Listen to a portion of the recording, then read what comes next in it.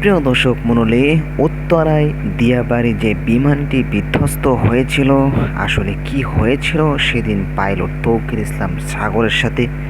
আসলে কেন বা বিমানটি বিধ্বস্ত হয়ে পড়লেন স্কুলে?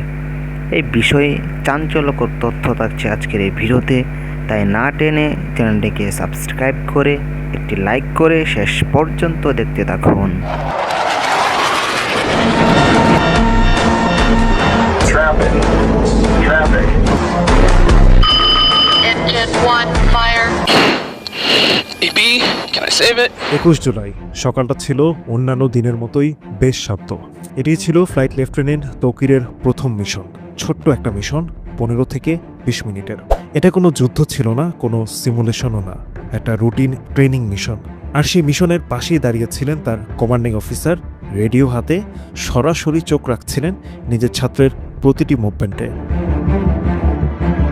তথ্য বলছে তৌকির আকাশে উঠছিলেন ঠিকঠাকই, 2 থেকে 3টা নর্মাল রাউন্ডও দিয়েছেন, কিন্তু কমান্ডিং অফিসার সহ এয়ার ট্রাফিক কন্ট্রোলের চোখে পড়ল প্লেনটা ধীরে ধীরে হাইট হারাচ্ছে। সোজা রানওয়ে বরাবর নামার কথা ছিল, কিন্তু দেখা যাচ্ছিল ট্রেনটি আস্তে আস্তে নিচে নেমে যাচ্ছে। রেডিও কলের মাধ্যমে তৌকিরকে কমান্ড দেওয়া হয়, check your height, check your height.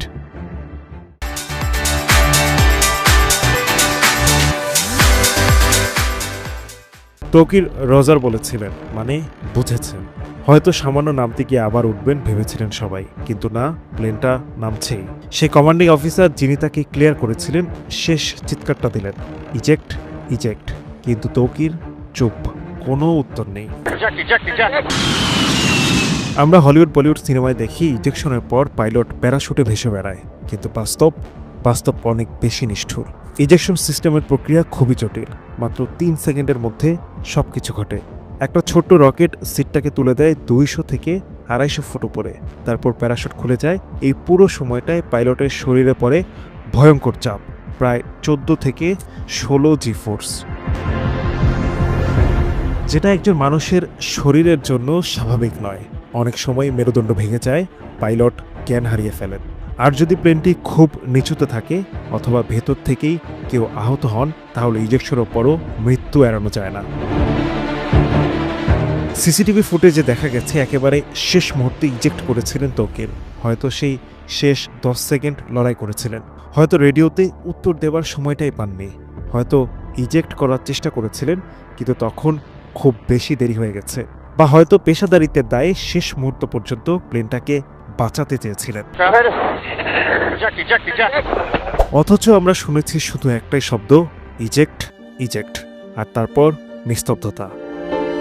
প্রিয় দর্শক মণ্ডলী, আশা করি সম্পূর্ণ ভিডিওর দিকে আসলেন। ভিডিওতে যে বিষয়গুলো দেখলেন, যে কথাগুলো শুনলেন, আসলে এই বিষয়টি নিয়ে আপনাদের কি মতামত থাকলে অবশ্যই আপনাদের মূল্যবান মতামতগুলো কমেন্টে জানিয়ে দেবেন। আর এরকমভাবে দেশের গুরুত্বপূর্ণ আপডেট এবং বিশ্লেষণ জানতে হলে আর দেরি না করে এখনই চ্যানেলটিকে সাবস্ক্রাইব করে আমাদের সাথেই থাকুন। তো সকলকে ধন্যবাদ।